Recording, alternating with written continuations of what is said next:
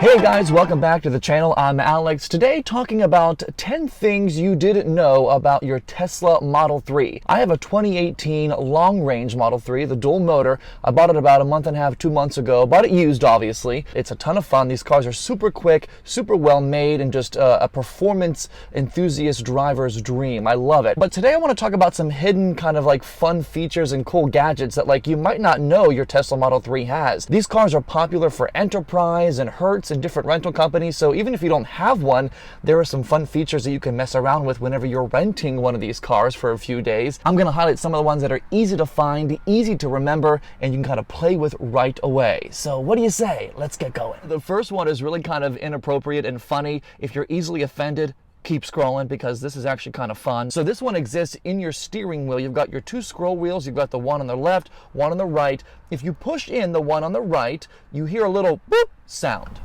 Once you press that, you can say all kinds of things like, you know, change the air conditioning, make the music louder. This one is opening the rear charger port on your car. If you say open butthole, it opens up. Open butthole. Crazy, right? And the same goes for saying close. So let's go to close butthole. Yeah, it's like I'm a fifth grader. The joke is just too funny.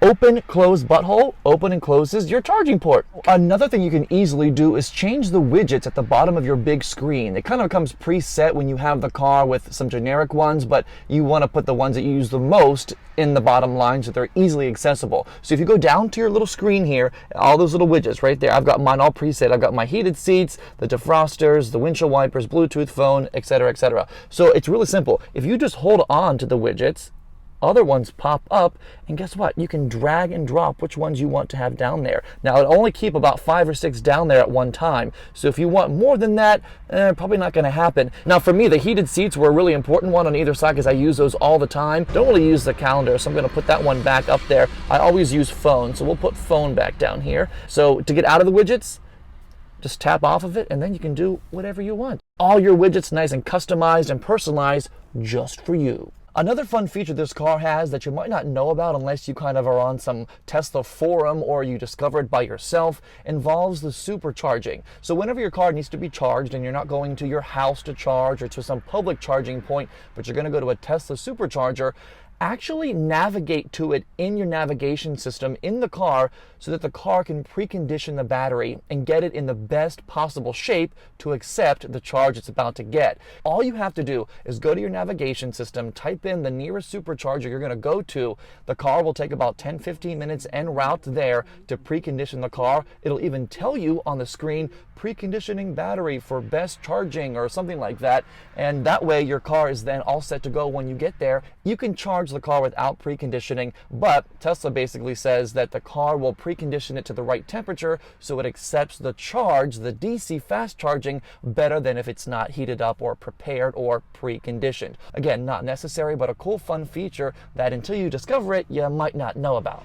Since these cars are so advanced, they of course take everyday things and amp it up a little bit, right? We have all heard of HomeLink. It's that automatic garage door opener system in most cars. It's been around for 20 plus years. If you go to your little car screen here, you can navigate to HomeLink and add your garage doors wherever you want to add them for work, add them for home.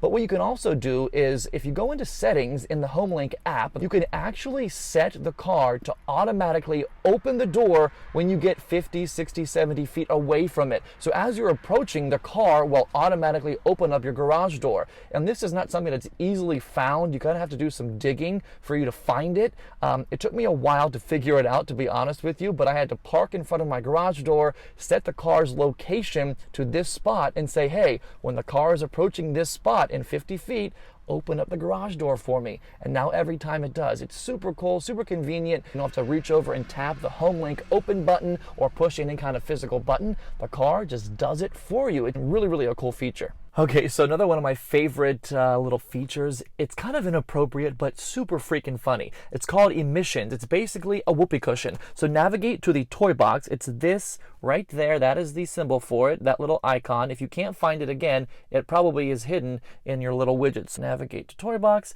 and there it is. It's called emissions. So if you can't find it, it's down here. Emissions. Okay, and basically, it's putting a whoopee cushion on someone's seat. So when they get into the car and they sit on their particularly assigned seat, the car makes a fart noise. Ready? Here you go. It's ridiculous. You can change the sound of the fart. You can make it a really, really short one. You can make it a longer one. It makes no sense. But like, you know, everything else with Tesla, it's a surprise. And whenever someone gets in and sits on their seat, give them a good laugh. Why not? What's really important with a Tesla is knowing how much energy you're consuming, how much energy you're using, and how much you might need in the real world. The car will kind of actually acclimate itself to what your driving styles and habits are like, but you really shouldn't go by this right here all the time. It says 81% right now, which is about 226 miles on my long-range Model 3 here. But to get a more accurate reading, go down to the Energy app right here at the bottom of your screen, and this will give you, under your driving characteristics, a more projected real-life range, 223. So mine's about 4 or 5 miles less than what the car says it has right now. And that's because the Energy app takes into account your overall speed, the way you brake, the way you drive, how often you accelerate, how much you accelerate. So if you want a real-life expectation, a real-life projection, use the Energy app. Every car has it. It's really, really cool to kind of see how often you are and aren't using a lot or a little bit of energy. And at the end, again, projected range is 223 versus what the app up here says at 226. So another really cool feature of the Tesla Model 3 is the way that you can split the airflow in the vent. It's not like normal cars where you move a little like adapter to make the flow continue, stop, change directions, go up, down. It's all in the center screen here. So most folks know how to get to their climate control, but what you might not know if you're not paying attention is you might just think that that is the only option you have for your airflow. It's not. You can move it up and down, side to side. You can split it. Look how it's splitting right there. And so instead of coming right through the steering wheel at me, it's now going to go to either side. You can make it go down, make it go up, and the same for the passenger side too. You can just drag and pull and push to make the climate control and the airflow go exactly where you want it. You actually have more control than you do in a normal car with the traditional vents that move back and forth, something that unless you're paying attention or you're fidgeting with it and figure it out, you might not find out for quite some time. Another really cool feature about the Tesla is the stopping mode. There are 3 different kinds of stopping mode available on the Model 3. Hold, creep, and roll. So all of them affect what the wheels do or don't do whenever you come to a stop. So hold is what the car basically should be set in all the time, in my opinion. Basically, when you come to a stoplight, to a stop sign, no matter if it's flat or it's on a hill, the car will hold itself in place. It really helps conserve as much energy and battery life, and also helps with the regenerative braking of the car. So that is hold. If you select roll, exactly what you think happens will happen. If you let your foot off the brake, the car will roll backwards slightly like a manual transmission car or something like that. So the wheels will physically move and roll back slightly at a stop sign if you're on a hill, or maybe downhill if the stop sign is downhill. If you're in creep mode, that is most like an automatic transmission where the car slowly creeps forward when you let your foot off of the brake. It isn't going to take off, but it does move slowly forward whenever you're at a stop sign or a stoplight. So if you want as much similarity to an automatic transmission car, that's the option for you, creep mode. But hold, creep, and roll are all available. They're really easy to navigate to. Go to the car icon, and then under pedals and steering, you'll find all the stopping modes available right there for you. Most people know that Teslas also are pretty much updated all the time because of over-the-air software updates that Tesla pushes out to each of their cars. But some of those software updates do require you to be connected to Wi-Fi. So I live in a big building where my car is 2 or 3 floors below me in the garage and is absolutely nowhere near the Wi-Fi signal in my apartment. So my software updates kind of have to be scheduled whenever I'm at a house or a friend's, a parent's house with Wi-Fi available that I can park my car close to.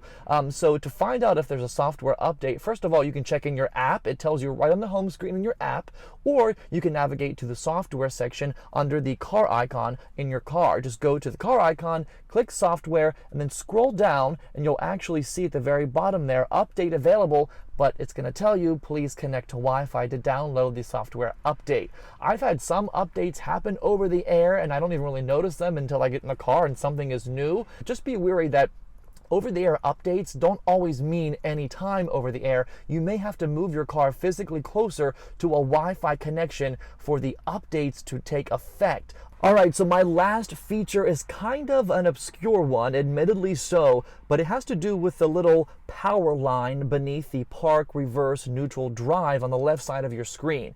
So everyone has seen this. Whenever you're using power, aka hitting the gas, the accelerator, the black line appears to the right, from the center off to the right. That basically means you are using power currently. Whenever you are braking or letting off of the accelerator, a green line appears, basically telling you, hey, you are recapturing kinetic energy. That is the regenerative braking. But sometimes these little dots appear on the left or the right hand side. They look just like this. They're not too noticeable if you're not paying attention, but those are regeneration dots, is what I call them. Essentially, if your battery is too full, the car has a limited capacity to recapture kinetic energy, and basically will stop recapturing that kinetic energy at that point where the dots begin.